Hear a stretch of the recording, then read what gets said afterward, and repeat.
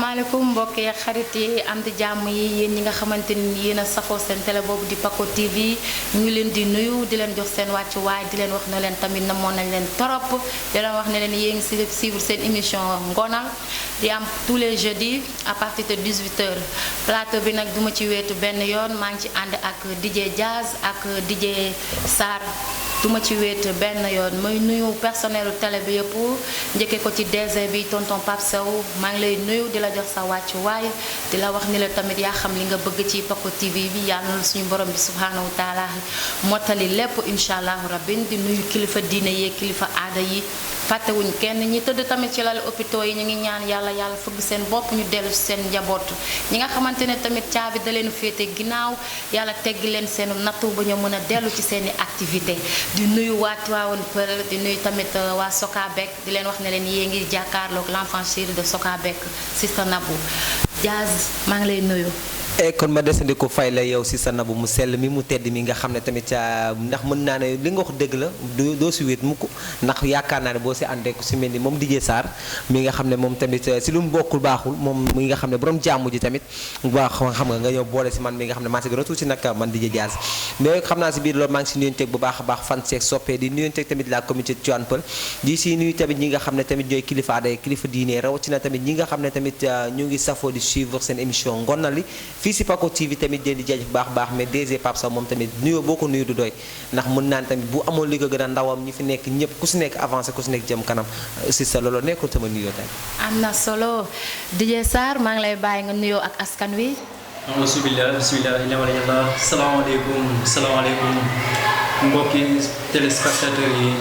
sabo seetaan seen leader Paco TV ñuy am mbégte kontaan bu baax nag di ñëwaat ak yéen ci suñu émission ngonal li ñu ci ànd ak suñu sister Nabou ak suñu grand frère DJ Jazz ñuy nuyu ñëpp mboolem ko xam ne yaa ngi baaxoo di seetaan seen émission ngonal li rawatina nag commune bi nga xam ne fii lañ nekk nii commune Tivaouane Peulh ñàkk ñuy suñu waxee loolu rek bàyyiwuñ fenn ñàkk boo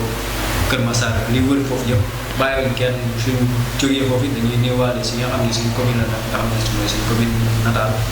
ñu commune Diakhal village Ndiaye ni nii sama yaay bu baax a baax di am mbégte kontaan bu baax a nag ci émission bi. delloo kàddu bi suñu sister Nabou. DJ Sarr sama séeréer bu ñaaw bu soof boobu tey li nga sàcc am na solo waa tey ngonal ñu ngi ciy waxtaanee fidélité mu nekk loo xamante ne ni maanaam dafa lëmbee dëkk bi dafa wër àddina maanaam laay wax voilà muy ci góor ñi muy ci jigéen ñi bëri na trop dañu xamul nag cause bi lan moo waral loolu parce que bu dee ni góor sax mën nañ ko comprendre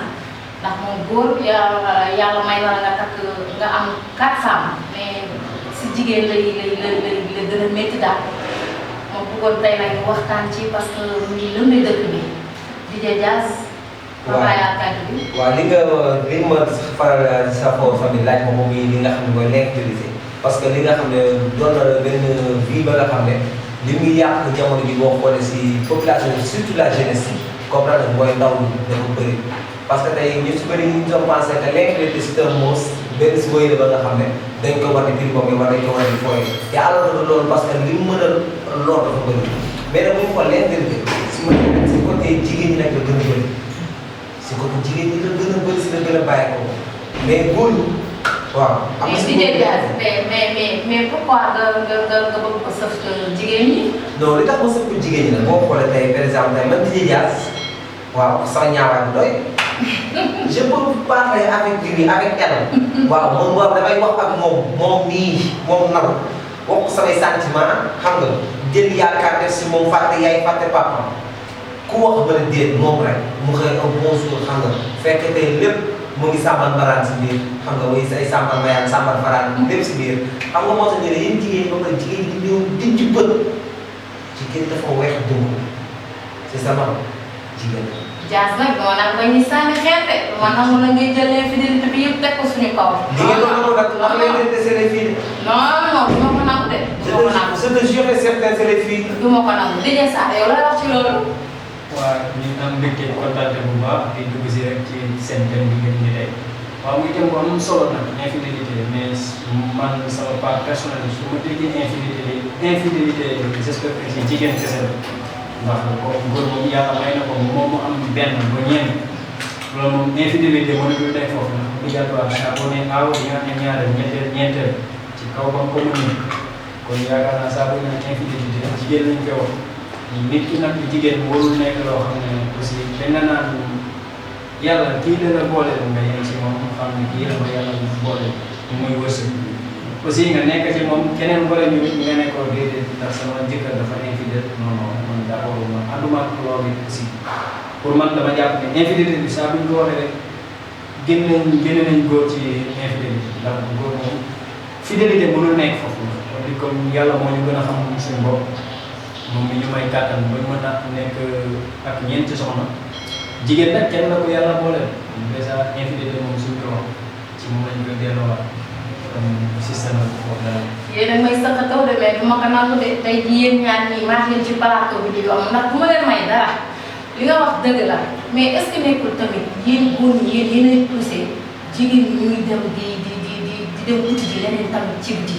xam nga baatu comme li nga wax noonu su fekkee da nga am man soxna man waxuma nag am relation bi nga xam ne taxawuñu ko ndax léegi moom parce que jàkka jeeg église bi gars yi dañ koy jiitu mën nañ koy jiitu 4 ans 5 ans ça dépend jàkka boobu si wala église xam nga boobu relation la ñu wax ki nga xam ne da nga nekk relation nag te ka boo ko war nga ku góor bi war nga def le tout pour moom ci jëmmi boppam moo xam ne ci mën nga yem ba ba nga koy takk saa boo ko takkee nag benn doxal bu sa xel nekkaat ci wutiwaat keneen boobu it war ko mën a demaat mais nag kooku takka koo ko bëgg mel ni comme suma di jege rek yor ñett ba ñeent ci ay gel man loolu ànduma ci su fekkee cadre gel la mën nga am benn mais su fekkee cadre mariage ci yàlla may na la nga am ñeent foofu daal mën na ci ànd ak yow mais à part foofu nag su fekkee pour mariage bi ma ci ànd ak yow. am na solo li nga wax mais comme genre classe su DJ Diaz yi nga xamante ne ñoom kenn du leen romb. bu leen romb ku ne rek am na ci ñu am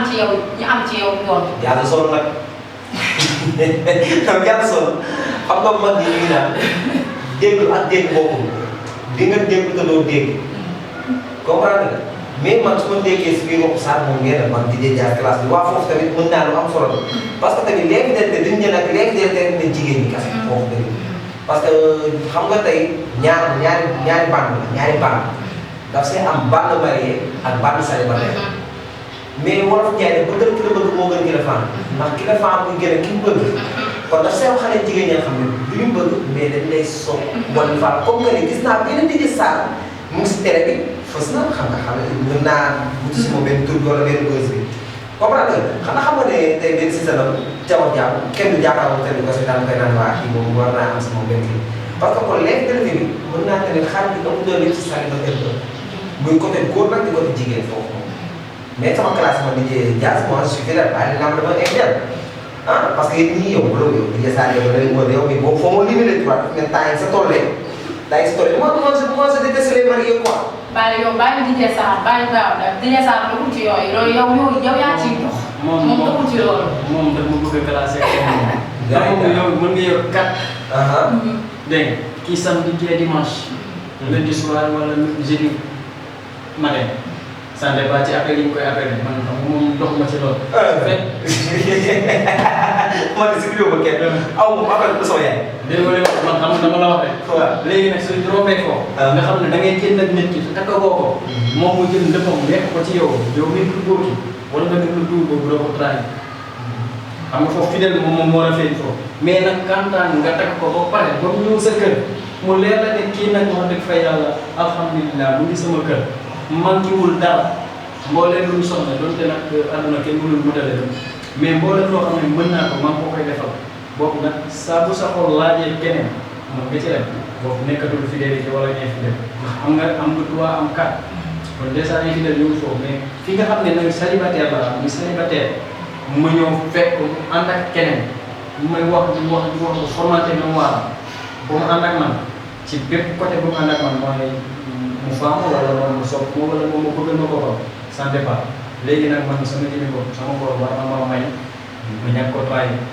to xam nga foofu moom infidèle mën na ñëw ci góor ci côté célibataire bi mais ça bu xëse si néegu sëy bu jigéen ki la ñu wax fidèle wala infidèle mais nag liggéey jaas léegi nga laa en tout cas duma nangu moom ngeen jël lépp di ko teg jigéen ñi du ma ko nangu mais DJ Jazz souvent lu ëpp comme moment yii nii maanaam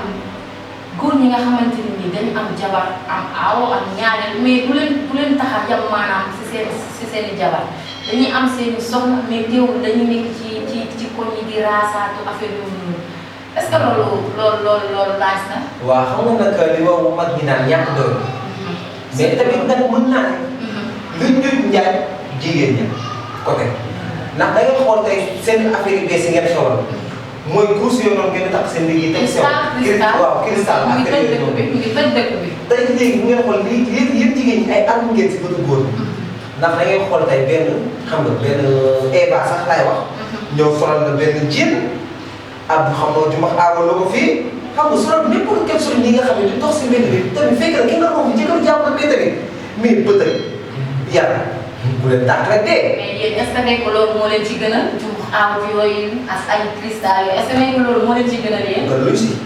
xanaa xamoo ne jigéen tey man foofu man tamit benn côté di muy di jësaat foofu man damay yaakaar ne tey jigéen benn valeur la muy ndaw te yaakaar naa bu xasee bu jugee si moom day ñaawatu ko comprendre nga mais ci nga relation yi koy yore dëgg-dëgg mooy que lii la mooy la confiance wax dëgg bañ a fen sax te am sutura biir ak biti di waxante dëgg di waxtaan di jokkoo lu mu kenn kaw ci déggal moom ñëw fekk si moom ñëw wax ko bu ko defee boobaa relation boobu nag léegi yaakaar naa ne man jaase ma yaakaar non léegi dina dafa am mais nag léegi xale yi ñoo xewal la nga xam ne mooy iPhone tey mën di jaas bi nga xam ne simple laa yore di doxandoo moom. ah si sa nabu. waaw non si sa nabu. simple si sa nabu bi moom jar na ba pare. tous la tous. si sa nabu moom man je me suis posé la question quoi man di jaas man dama gën a métti mooy ay barrière ak sekkal plateau bi. loolu aussi gën a métti te boo xoolee léegi man naan nag di nga si xam day na am célibataire bi ñu leen dàq lu de. ba tey loolu ñu wax rek ñu jël ba tey déjà ça loo wax. Saa yow noppi nga de noppi moom li mu wax yëpp dafa commencé défendre boppam te moom dafa nekk loo xam ne moom indéfendable.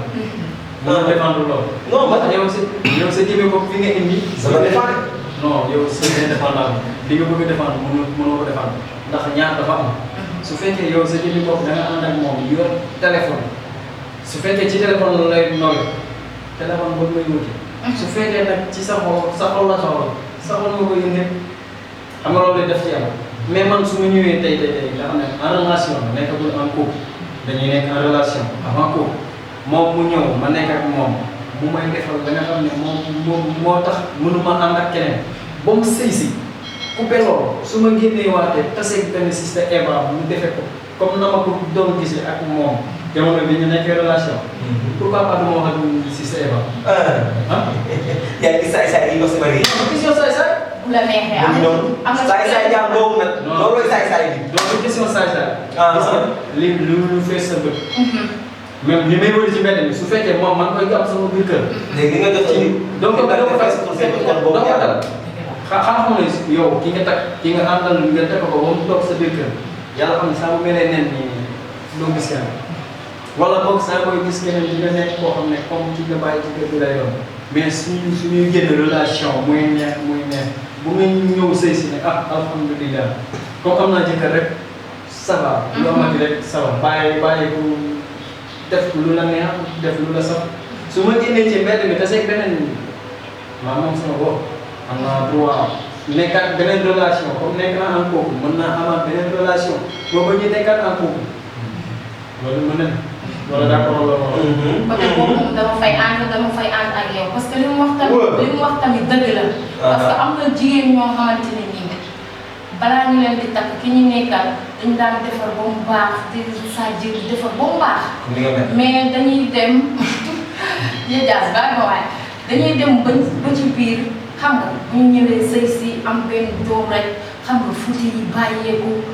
bu ñu xëyee sërëg tiset su boobaa boobu man j'aime pas bëgguma lool ci jeeg bëgguma tam lool ci jigéen mais boo amul jëkkër dafa laaj xam nga nga solo lu clean lu nice mais soo demee ba amul jëkkër si nga ko war a gën a mën a yokk parce que instant boobu noonu jar na mais dañ naan comme jar naa ba pare rek mais damay bàyyee non non man bëgguma lool ci jigéen suñ la takkee indi la ci kër gi dëgg la kuy sëy ak ku sëy duñu benn yaa ngi dégg yaa ngi togg yaa ngi raxas yaa ngi fóot mais loolu war la mën a empêcher ba nga bàyyi sa bopp bàyyi sa yaram ba ku la gis di la wax ndeysaan wala sa jëkkër bu génnee ci biti tamit li mu wax dëgg la bu gisee leneen tamit da ciy laxasu da ciy ànd ak moom bi man côté boobu moom laa àndal de vraiment. waay lii de Sénégalais yi naan da ngay nekk sa benn xaw ma cungusu la ñuy wax xam nga ñu koy waxee booy xale yi génération bi dañuy xewal cungusu bi wala sa commentaire bi waaw léegi nag yaa ngi gis dèjà. il a tout romantique quoi moom di gis ak et cetera ba instant dañ maa sot ci plateau bi moo tax tamit jigéen ñi xam nga man je ne sais pas du tout man xam tax ma gën leen jëlee chaque fois may gën a bëgg di jëm si côté ñoom jigéen ñi te parce que jigéen ñi dañuy dundal góor c'est que bu ma def ay at yàlla ay téeméeri at di dundal xeetu góor ñi bëgg ëllëg di défendre góor ñi damaa doy xeetu góor comprendre nga mais côté boobu li may wax mooy que ne dëgg la foofu si la ma wax benn côté mais nag mën naa ne l'infidélité nag boo xoolee si biir xale célibataire bi ak copain bi fi mu su l'infidélité jógee si marié ba la jógee doo wàcc si moom célibataire bi ndax xam nga moo da ngay nekk ak benn xale bu ndaw di génn moom benn saak jógee fee waa li ko daan loxoti bëtam si aaw ba moom la mujjee gisaat ci xale moo ko tuxur woon waa ça veut dire que foofu nag moom waaw moom saak foofu mu ñëw duggaat si xale boo ko defee commencé ko proposé décision xaalis yi nga xam ne aw ka jamono ji yëpp comprendre nga boo ka jamono ji yëpp saa yéen fii lu ñu njaaj yéen la parce que léegi tamit yéen a ko dugal xale soo xamee ne parce que tey boo fekkee ne sama benn man Eva bi nekkoon nga influencé Eva xaalis Eva mu subaa su ma koy woo mu ne ma paamee mu tuuti sama yaay laay toggal reer sama yaay laay fa fekk na ne or ba Eva bi ngi jokkoo ak Sarr si diggante boobu noonu. waaw mais Sarr am na ci droit gis li mu bëgg wax ci. ngeen xaar paa yi ngeen ñaan ji leen beneen ñaan lii rek a tax ñu leen di soobee nag lii rek a tax. non de attends aaw bi mën na ñoo xam ne man yàlla moo ma boole ak kii bi sama coobare du coobare dégg nga donte nag suñu def nañ lu dul pour ànd mais yàlla moo ñu boole nga xam ne kii ma yàlla boole muy góor yi yàlla may na ko kattan mu ànd ak ñeneen ñett muy man muy ak man muy ñeent. soo ko defee doo am problème mais kantaa man ma ñëw ci kër gi ba pare. mais fii réew mi toll nii. fii réew mi toll nii ba xam nga ne góor ñi nga xamante ne nii ñooy engagé ay deuxième femme troisième femme yi xam nga mënuñu ko dañ ciy dugg nii rek mais mënuñu ko. après dañuy dëj ay conséquences yoo xamante ne nii. loolu moo fi am. déglu si sa nangu. li yow léegi su fekkee da nga doon aw. du ko nangu. man du ma nangu lu tax ma koy nangu. engagé loo ko wax loo mën dama indi sama explication su fekkee ànd na ji mu ànd ci. mais léegi yow su fekkee moom moo nekk aaw bi. ñëw ci kër gi di kenn du fi def lu mënul. su fekkee moom da nga ko teg mu ñëw ci biir kër gi toog di ma muñal ñuy dem di dikk di dem di dikk muñal ba sax boppam lay muñal ndax say nag dugg kóor bi set ñoom ñaar dégg moom mu ñëw ci kër gi di liggéey comme man pour ñu préparer suñu njaboot léegi man ma dem ba am envie indiwaat keneen ku mel ni moom ndax aaw moom pour nga am ku ko gën ci kër mu bëri mënul yomb dégg nga man ma am envie indiwaat keneen ku mel ni moom wala ba ku ko jege moom mu ne loolu du ci dal coow lay dë. mais waaye mais yéen parfois da ngeen di nekk ak aaw bi mu leen di muñal lu métti xam nga boo nee aaw rek aaw ak génn ndax aaw lu métti lépp moom moo ko muñ moo ko fekkee. mais da ngeen di dem ba indi deuxième femme léegi indi jël deuxième femme boobu noonu bu ko teg seen kaw aaw. du yoon da ci am góor ñoo xamante ne ni mooy loolu dañoo boleku. aaw bi da ngeen di dëkk wax na leen tamit. aaw bi mooy jël ñaari teg ci kaw boppam. jigéen li may def fexeel ba bala moo ñëw man sama jëmm wax dina xam ne lii la doon daj dégg mais saa bu mu wàccee indi sama sac man may wàcce sama ubbi sama néegu bopp teg sama saaku bopp solalaat sama yére bopp tàngalaat sama bopp ndox dem sama ñëwaat defalaat sama bopp lépp yàlla di dox muy dox di dox ba ma am deuxième femme léegi yàlla dogal man bala maa egsi ci buntu kër gi moom mu kar ma jël samay bagage jël lépp teg indil ma ndox mu sedd ma naan toppatoo ma ba sama xol sedd ñoom ñaar mu ñu tolloo Dia foofu moom dama fay ànd ak moom. foofu moom dama fay ànd ak moom. moom lu ñëw ngeen parce que loolu moo tax ñaari jigéen sa borom sa borom kër da koy defaral lépp loo xamante ne nii dara du lëkk bëtam maanaam su keneen ñëwee day fekk ni yow li nga waroon a def yëpp yow def na ko mais li mu wax ni tamit dëgg la parce que tamit boo ko daawul def xam nga ba deuxième femme bi ñëw tamit di ko def loolu mooy waral souvent ñu naan kii dafa jeng orkatu loolu du jengul yaa ngi dégg parce que kii moom moo koy occupé moom moo koy toppatoo moo koy defaral lépp am moom day mel ni système naa ko rek toog rek ne yàcc rek mel ni mbaxalu xeex. ku doon dund àdduna daal ku doon dund àdduna daal bu dem aljana di nga xam ne man maa ngi aljana dañ koy def di dundee comme na nga ko doon nii bànneex ak mbégte dégg Sénégalais daal xale yi nee jigéen fenn te jigéen ñi xale bi tamit dama gis génération bi yéen marié lu leen léegi les ce qui vous a poussé mooy que ne yéen génération bi ngeen tombé mooy si ngeen di sottee. mosul di dëppee ak génération ji boobu ça fait dëgg. yow li la métti war a bokk xam nga yow dèjà da ngeen xamagul liy valeur jigéen léegi nag ki nga xam ne yàlla dogal na takk na xam na liy valeur jigéen ak lan la ko jigéen di indil moom mën na ko fekk ak yow nga nekk fii di ko foto li gars yi wax waykat yi ala na ko saaga. ku farloo ko fa. ala ko saaga. ay ko farlu ko. léegi saa bu ngeen di àndale benn xel. bu leen ko waxee bi di jëndal ma lii. indil ma laa mais nekk jantal booy ba pare taxaw ci koñ bi man sama gel moom may defal lii moom may defal lee moom day obligé waat papam li nga koy jox moom la ngay jox wala moom mu xoole beneen marié pas boo xam ne mu ngi ci benn ci koñ bi moom mu koy rafet di leen indil léegi rek saa bu tasee beneen marié boo xam ne moom moo koy occupé defal ko lépp dafa fay bàyyi. xale yi dañoo woo bët xam nga xale yi dañoo woo bët xale yi dañuy sëy sax te fekk mariage bi amagul dañuy sëy di defar bu baax te fekk mariage amagul jàkk ji du église ba. ah non loolu moom du ci xale yi ñoom ñu ko la góor gi ak jigéen ñi. ndax foofu noonu ñu góor ñi sax ñu góor ñi la foofu moom du ma ci sori ci jigéen ñi. classe jaas bi. ndax jigéen ñi jigéen ñi foofu moom dañ leen fi yërëm ndax xale bu jigéen bu mën a tëj gan xale bu góor ndax xale bu góor léegi moom coalition lañ def coalition lañ def dañuy ànd def benn bloc wàcce kee wàcceel jaas wàcceel Ousmane wàcceel kee su ko defee balaa xale yi jote si romb nañ leen xale yi mënuñu ni ngeen garaaw moo nan nga doon def yow mii li nga doon def. yéen a ngi koy jiñante. non gars yi dañoo garaaw si laaj. mais DJ Diaz tamit am na loo xamante ne nii man lu ma gën a ñor ci la bokk maanaam lu baal ma ci kàddu gi maanaam ñàkk ba ñu wax dëgg bi maanaam fen bi. di fen nit ki ba takk ko. loolu waaw. si seen loolu laa la te daf fi bëri trop. dafa bëri. bëri ndax gis nga si góor ñi nga xam. ñoom sax seen classe boobu noonu. dañu neex la classe boobu noonu. dañu neex la mais sa classe bi. dañu neex la donc yéen yow nga xam nga xooloo parce que tey Sarr il sort avec une fille mais donc moom xale jigéen bi ndaw sa ñuy génn c'est parce que Sarr dégg na ne fii boo kii ni boo kii imposé lu wala boo kii lu doo kii léegi pourquoi pas Sarr si biir relation bi war ko ba boo xoolee laaj mais doo ko war ne ko man di laay liggéey bu xëy dem jaar si xam nga jaar na ko àllam ba léegi foo di yaayam àllam mel ne xam nga mais moom si ko parfum bi dama laa xam nga permessé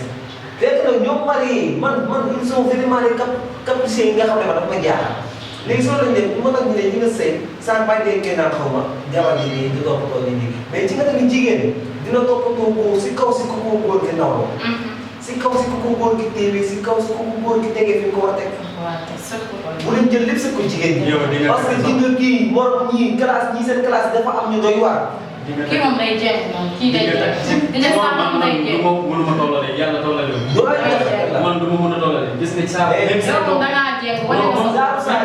zaara bi ñoo dem si mbedd ñoom ñii zaara bi mais zaara bi ñoo dem si seen jabar naa ko rek bu génn si mbedd mi naa ko sëy sama jabar dafa def sama jabar bi mu def ma sonal du ma defal lii du ma defal léegi tax or que ne fekk mu demee ni kër mu ngi dégg naa si dënd jabar bi madame mu may suivre dina xam bu baax ndax loolu lay toog. ok man ma préparé ko. ñu ngi lay nuyu ñu ngi lay déggee. non ma ci yooyu man xam naa. mais quant à yéen célibataires yi. li ma resul jàpp leen ci te yàlla tax ngeen yërëm xale yu jigéen ñi. xale jigéen ñi ñàkkuñu nekkul option comme dañu ñàkk a seen bopp wala leneen mais gis nga mémoire dañ ciy chargé loo xam ne moom la àndal sinon day lay laaj format te gis nga ka koy format saa ko essai ki doon monté son yi yëpp day kat mooy comme ni ngeen ko waxee rek. Dj Sarr tegal sa baaraam foofu ñu dem te ñëwaat léegi ci plateau bi incha allah.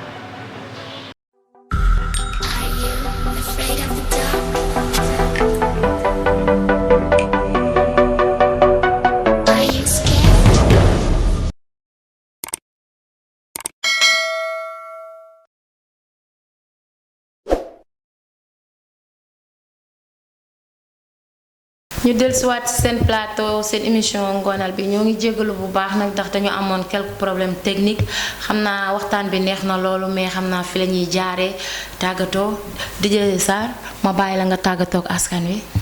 waa di am mbégte kontante comme niñ ko dundee ci émission bi di ñaanal mboolem ko xam ne yaa ngi toogoon di suivre seen émission bi émission ngoonal bi waa di jégalu ñëpp nag mboolem loo xam ne wax nañ ko fi muy loo xam ne safaan bi la ñoo koy di ko jégalu wax moo xaw a doy waar waa di nuyu ñëpp di gërëmati mboolem koo xam ne rek yaa ngi safoo Paco TV daal waa di ñaanal mboolem ñi nga xam ne nag yàlla def nañu nekk ci tolof tolof yàlla saafaral leen ko bala ñoo dellusiwaat ci suñu émission bi waa di gërëmati ñëpp rek di ñëpp rawatina nag ñi nga xam ne wax dëgg fa yàlla mënuma toog fii ñàkk leen lim ci ñi nga xam ne ñoo ma fi indi wax dëgg fa yàlla muy village bi mu jógee mooy lieu bi nga xam ne moom laa nekk di ci liggéey fee nekk fa grand yu am wax dëgg yëg-yëg ci doomi aadama kon sëñ Cheikh ñu ngi lay nuyu di ziar di aussi ñaanalaale suñu leader bi nga xam ne yàlla dafa nekk mu nekk ci tolof jamono ji donte dégg nañ nag président tànn na candidat ayram te ñun suñ candidat bi mooy Seydina Ousmane yàlla ko pour yàlla gaaw a teggi ci nattu bi mu nekk ba mu nekk suñ président 2024 incha allah mu nekk li gën ci réew mi gën ci ñun waaw asalaamaaleykum. merci beaucoup Dj Sarr Dj Jazz ma bàyyi la nga tàggatoo ak askan wi plateau bi vraiment waxtaan bi neex na trop mais heure bi daf ñoo xoj.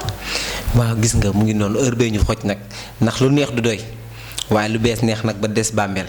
waaw gis ngeen mu ngi noonu kon nag xam naa si biir tàggatoo boobu dama fay tàggatoo ka bépp mbooleem doomu aadama bi nga xam ne yaa ngi jëloon sa temps toog fi nga toog du ñu suivre rawatina tamit waa Dini Géej ku si mel ni Aliou Ba maa ngi koy jaajëf baax a baax di jaajëfal tamit waa diaspora Italie Espagne fàccuma leen ak ñi nga xam ne comme ñoom Idi Diagne biir Angleterre maa ngi leen safoo baax a baax ab sa faal mais tamit gars yi xam ngeen ne bu baaxee si côté bi yëpp ne gàmmu gaa ngi ñëw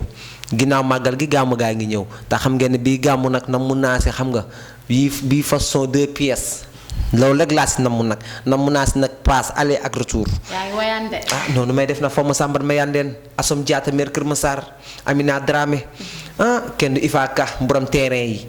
moom tamit kenn du moom mais Boubacar Ka Kapula Jéeri maa ngi koy jaajëf baax a baax Bassirou Ka di joxe di daje mais comme ni ko Sarr waxee moom son excellence monsieur Macky Sall daal dina def soit si ki nga xam ne moo war a représenté Benno Bokk Yaakaar si élection présidentielle U 2024 sax laay wax U 2024 ni mat si amee U 2020 muy ki nga xam ne mooy monsieur Amadou Ba nekkoon ba ministre de l'Esport nekk tamit ki nga xam ne moo nekkoon premier ministre